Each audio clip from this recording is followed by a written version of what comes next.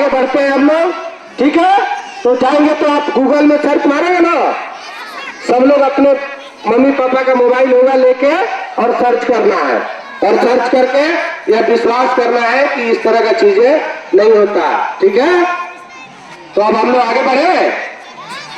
अब आता है आत्मविश्वास। आत्मविश्वास कैसे आता है? तो आत्मविश्वास वही है जब आपके अंदर कोई चीज का ज्ञान आ जाएगा तो आपके अंदर आत्मविश्वास आ जाएगा, आपके अंदर नॉलेज हो जाएगा, आप जानकारी हो जाएगा कोई चीज के बारे में। आप अगर यहाँ चर्चा चल रहा है और आप उसके बारे में जानते हैं तो आपके अंदर आत्मविश्वास हो जाएगा, ठीक है। आप लोग मन नहीं लग रहा है, सुनने मन नहीं लग रहा है, और कोई कहानी सुना है?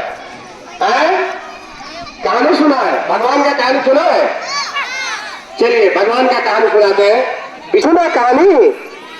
वह भक्त बोला भगवान से कि आप इस संसार को ठीक से नहीं चला रहे, आप अपनी गद्दी हमें एक दिन के लिए दीजिए और देखिए पूरे दुनिया को मैं खुशहाल कर दूंगा।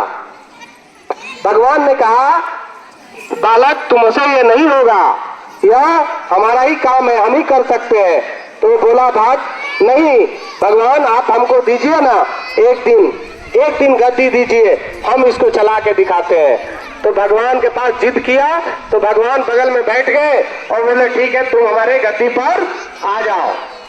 तो भक्त क्या किया, उसको जब जरूरत था बारिश का तब बारिश दिया, जब जरूरत था धूप का तब धूप दिया। हमारे किसान के खेतों में पौधे, सुन लो बड़ी मजेदार कहानी है, लास्ट में इसका जो कहानी बताऊंगा आपकी जिंदगी से जुड़े। पर धूप मिला, समय पर सब कुछ मिला, वो क्या हुआ, पौधे लहलहा के और फसल उग गए।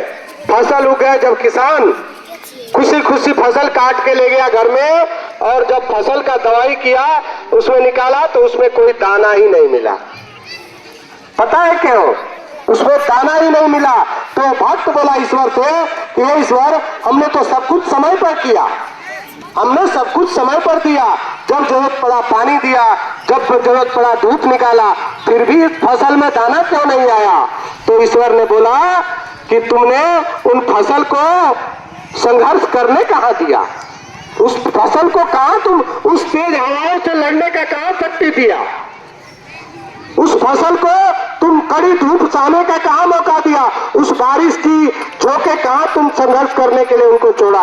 वो तो ब्रॉयलर मुर्गी के तरह वो विकलांग हो चुके हैं और विकलांगता में उसमें दाना कहाँ से आएगा। इसलिए बच्चे अपने जीवन में जब आपके माँ बाप हर चीज आपको देते रहेंगे ना, आप अपने जीवन में अपने माँ बाप के पास खिलौना के लिए जिद नहीं करना।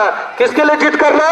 पढ़ने के लिए, नोटबुक के लिए, पेन पेंसिल के लिए, स्कूल जाने का जिद करना। और इस जिद करने से आपकी जिंदगी में सफलता निश्चित